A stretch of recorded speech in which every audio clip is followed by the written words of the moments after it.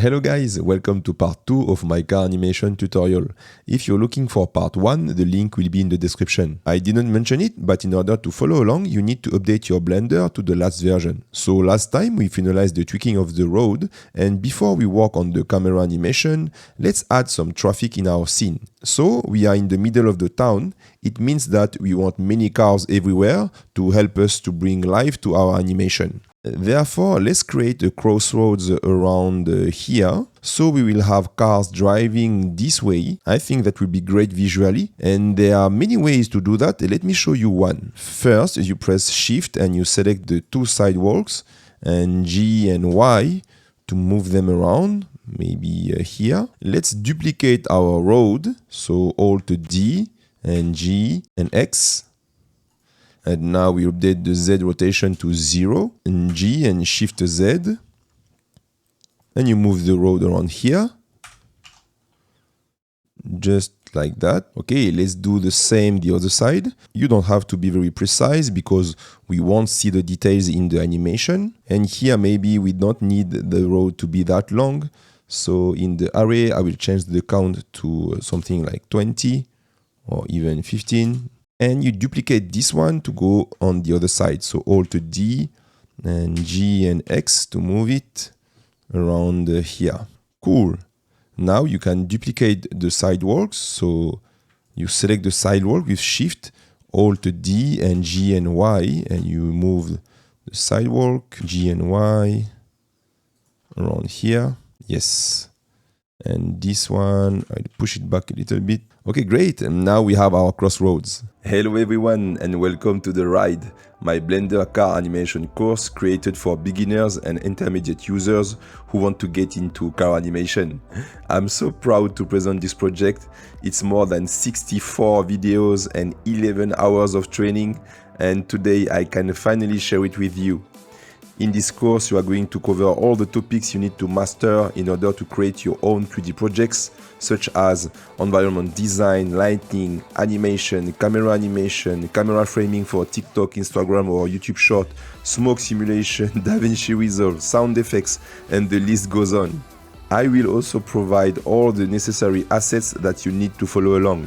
My updated city pack with skyscrapers, city props, and 22 new buildings that you can use in all your animations. HDRI magic to create realistic animations in a few clicks, and with the collaboration of Ashworth Cars, 3D Shaker, and Zephyr 3D, you will also get this C63 AMG, this Audi RS5, this Corvette C8, and this beautiful Mustang. Yes, everything is included in this course. We can add some cars for the traffic now, and as I mentioned in the first part of the tutorial, you can get free cars using the method in this video. The link will be in the description. But because I'm lazy and I like to have great quality vehicles available at any time, I will use the transportation add-on. It's an add-on which includes around 80 vehicles, so as a car animation artist, it's a must for me. I will put the link in the description if you want to check it out. But once again, you do have a free alternative. So wherever you decide to take your cars from, let's see where to place them in our project. For example, here, my car is doing this curve, so it means that for me, it's avoiding a car or several cars that are on this line. So let's place some cars around here. If you don't have the transportation add-on, just copy your car around here. But if you do have the transportation add-on, you just click on transportation. You select your car, for example, this one. I will select the HD version, add vehicle, make editable for animation because we want to change the lights and stuff. So then you select the rig of the vehicle, G and Shift Z, and you place it around here. So let's check the animation. So yes, so now my car is avoiding this one. That's great. And there is one thing I want to do now. Here, it will quickly become a mess. So I want to organize the thing a bit. So let's do that before we continue. I will create a new collection. So right click, new collection. And I will name it road. So we'll put everything concerning the road inside. So all those ones. Select hierarchy, M, and move that in road. The path, I like to move it in the collection, and we can rename this C63 And I will move the OD in a car collection. So right click, new collection, cars, select hierarchy, and you move that in cars. It means that you can delete this one because the car is there. So it remains clean, and if later we want to hide objects, it will be easy to do so. At this point, I know that I will need to copy and paste this car everywhere because I'd like to create some traffic. And as you know, traffic is composed by several cars. And instead of importing many cars, I can simply duplicate some of them and maybe change the color and stuff like that. And before I do so, let's set up correctly the lights on this one. So when we copy and paste this one, the lights will be already good on the other ones. And I will show you different techniques I use to set up the lights. The first one, you select the lights like this, and maybe in your car you will have all the different lights selected, and we only want those two to emit lights. So let's separate them from the other one, because actually if you go in render mode here and I select those lights, if I change the emission, so you click here and you change the emission, and you will see that it's affecting all the lights, but this is not what we want. We only want to affect those two. So to do that, let me go back in solid mode. You click on the lights, you go in edit mode by pressing tab on your keyboard. You click here in toggle X-ray, so you're sure to select all the different parts, even if they are hidden behind. And you select the two lights that you want to isolate, so those one. And you press P, separate, and separate by selection. So now I do have those lights as separate parts in my car. Let's turn off the toggle X-ray, and here it says that this material is used by 4 different objects. And if you click here in new material, now this texture is only used by those lights. So if I change it now, oops, let me go back in cycles. If I change it now, it's only affecting those lights. So now we have only this material affecting those lights. We can change here the color. Maybe we can use this color. So you click here, you go in hex, and you copy this color, and you do the same here in X, and you paste this color. And if we raise the strength, it will emit more lights, but it's not very good at the moment because it's a little bit white. So here you can lower this value to have something red, something like that. Okay, and it will emit light with this color. Okay, so this is the simplest way to add backlights to your car. Let me show you another way that you might have available for your car. On the transportation add-on cars, if you click here and you click again, you cycle, you will have those elements. And those are, for me, the real backlights of your car. And if you check those elements, you will see that there are no other material using this glass red 002. It means that if I change it, it will only change those ones. So let's try to add some color here. You do the same, hex and hex, copy and paste. So now we have this color, and if I raise the value, okay, it's a little bit white. So let's lower this. Great. So now you have more details in the backlights, and I prefer this way if you have the option available. And one thing we can do right now is to change the color of the scene, the lights around the scene. You come here in the world, and for the strength, you put it to 0 because we don't want the lights coming from the world itself. We want the lights that will be available on the scene, okay? And we will work on that later. Great, now we have to deal with the headlights because maybe this car will front us at a time when we will copy and paste. So let's do that now. And here you see we have the same options that we had for the backlights, but this time this material is used by 3 other objects, so we don't want to affect the other objects. So let's create a new one for this one, new material. So now we know that it's only affecting this one.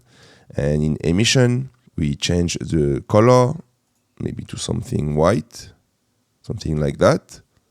And we change the emission to 10 maybe. Great.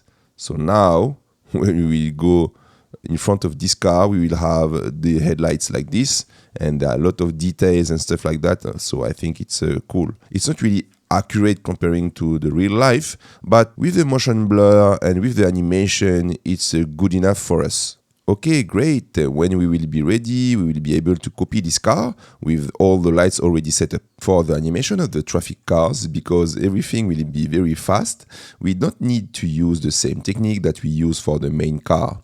Here, we can simply change the position of the cars and that will be perfectly fine. We don't need to animate the wheels or the steering. So for this example, here, I want this car to be at this level. My main car is coming here. So you click on the rig or you click on your car. If you don't have a rig, it's okay. And you press I on your keyboard to add a keyframe for its position here. And let's go back to frame 1. Here, G and Y, and you just move your car wherever you want, something like that. You press A on your keyboard to select all the different keyframes and right-click interpolation mode linear because we want a constant speed. If I press a spacebar now, my car is animated and it's exactly where I want it to be at this strategic moment. But it doesn't have to stop. Maybe the camera will catch it if it's stopping. So what we can do is to add more frames. For example, here you press I on your keyboard, but of course, it won't be animated because the position is the same. So for these last keyframes, let's change the position again, G and Y, and you just move it a little bit. So, and you update the keyframe by pressing I on your keyboard. So this way it won't stop. Okay, great. So now we have the car animated a little bit longer, just enough for the camera to be in front of it. So it will not catch the fact that the car is not moving. And this is how you create the traffic in your scene. So now if you want to duplicate this car, you just click here, right click, select hierarchy. So you have everything selected, Shift D, G and Shift Z, and you move the car wherever you want. Don't forget for this instance of the car to delete all the keyframes. And if you want to change the color of the car, you just click on it, and with the transportation you have this option where you can change the color of the car. But if you don't have the transportation add-on, once again, it's okay, just use another car or change the color manually.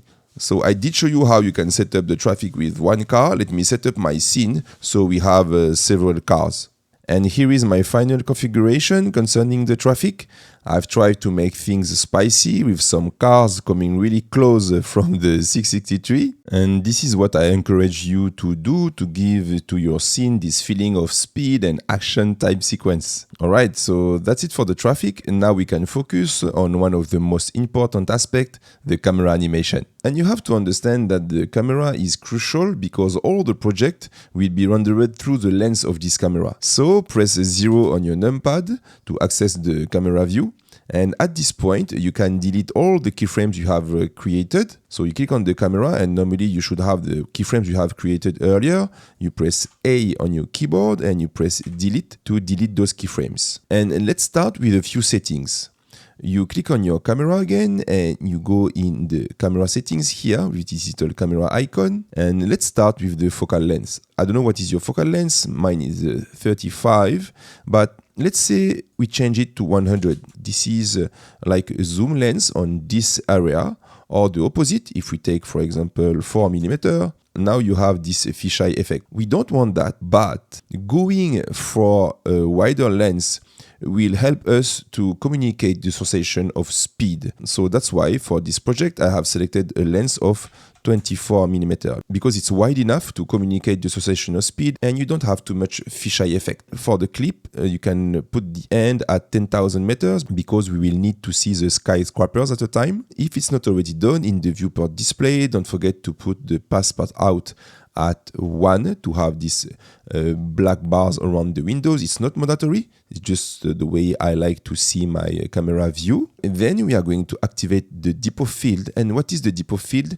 The depth field allows you to have this blurry effect on the area you are not focusing. Okay, and it's a very cinematic-like habit to do that if you want your animation to look good in a certain situation. And this is one of the situations. So it means that we have to provide a focus object. So let's do that.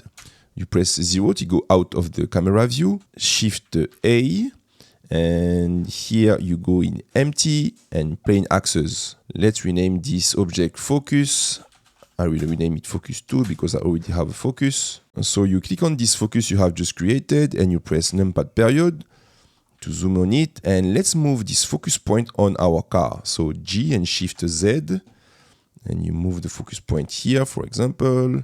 I will press 7, and because I know that I want to be behind the car, so I will put my focus point around here.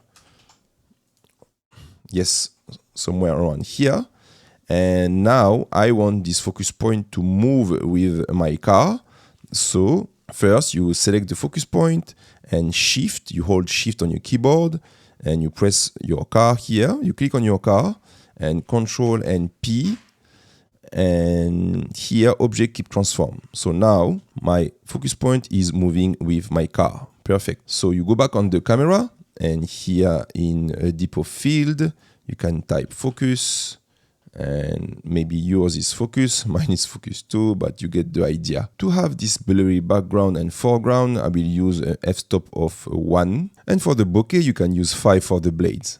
Okay, that's it for the camera configuration. And one last thing, I know we already did that in part 1, but just to be sure, here in output properties, you need to update your wide resolution to 817 for the cinematic aspect ratio, and it will also spare us some render time. Great, we have everything ready, now we can start our camera animation. For the camera animation, my workflow is I create strategic keyframes all along the animation, and then I smooth everything later. Let's start with frame number 1. So you go in frame number 1 here, you select your camera and you go in the camera view. Okay, so this is the first position. You have my camera position here. And this is just a matter of where you want to put your camera, but let me explain my point of view for those different keyframes. So this is the starting point. As I told you, I want to be behind my camera and close to the ground for the sensation of speed.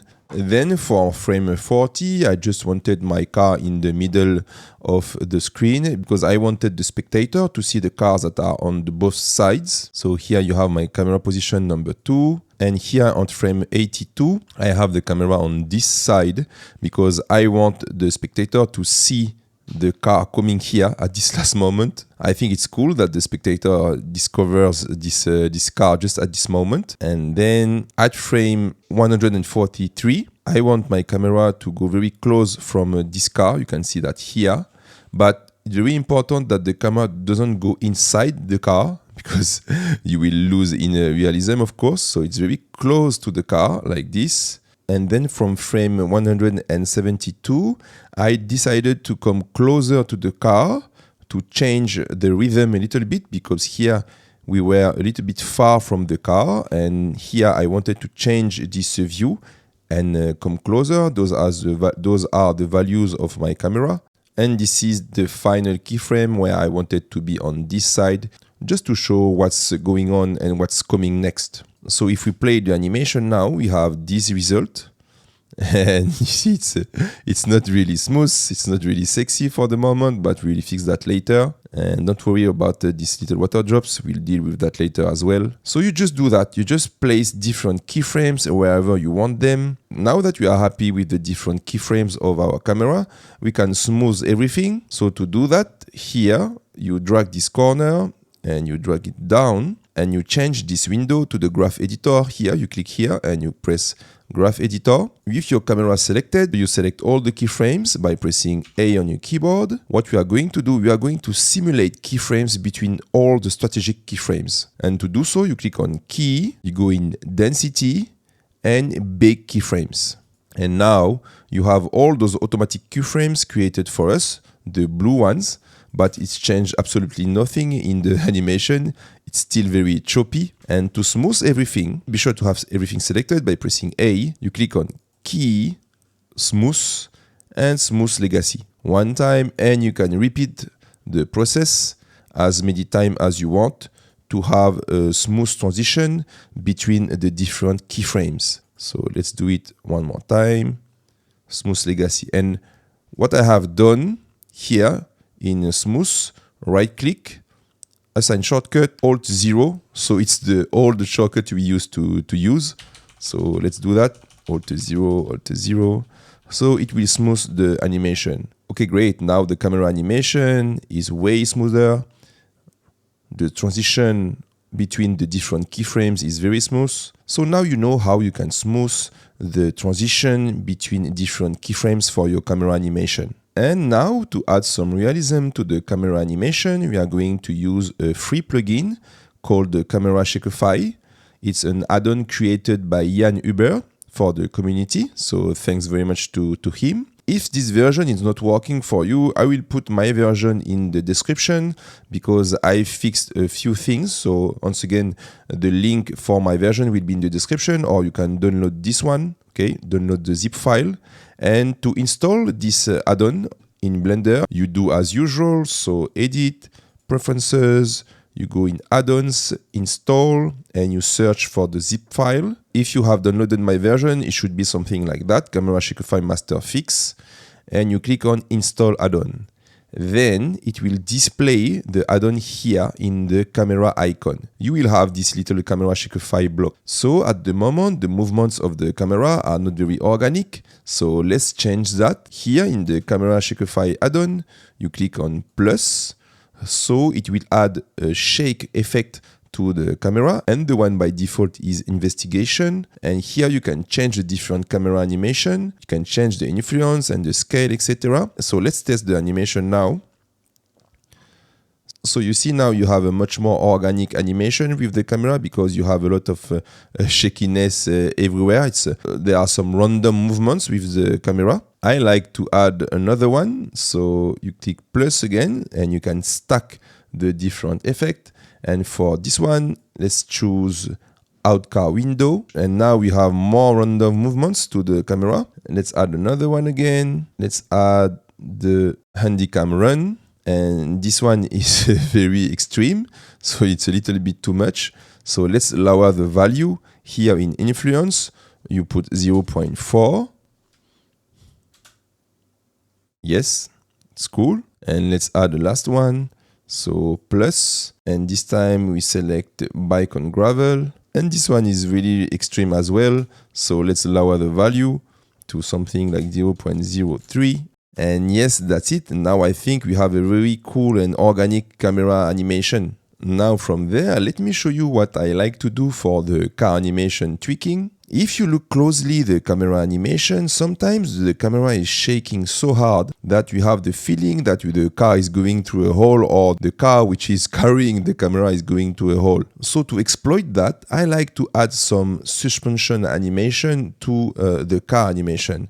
You see those movements that you see on the car? Let's check that here. Here, you can see, look at this control. Look at what this control is doing. Let me go in pause mode.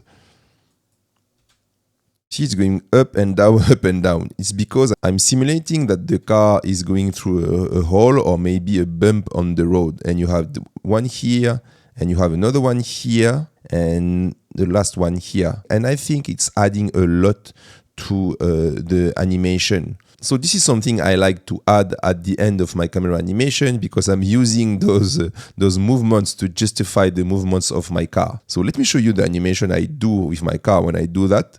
So here I will go out of the camera view, I will go on the suspension. I will go in pause mode, so Control and Tab. And I will select this control. This is the control I use to do this animation. And here we can't really see this control because of all the wheels rotation, keyframes and stuff. So let's filter this control. The name of this control is suspension. So I will just type sus. Yes, and that's it. So that's the animation here, the different keyframes of this suspension. So here, for example, in frame number 1, and maybe we don't need this window. So here, right click, join areas, and you close this one. Let's check the position of the suspension. So it's 0, 0, 0, okay, on this keyframe. And then on frame number 9, so 4 frames later, I'm raising the Z. You see the Z. I'm raising the Z to 0.27.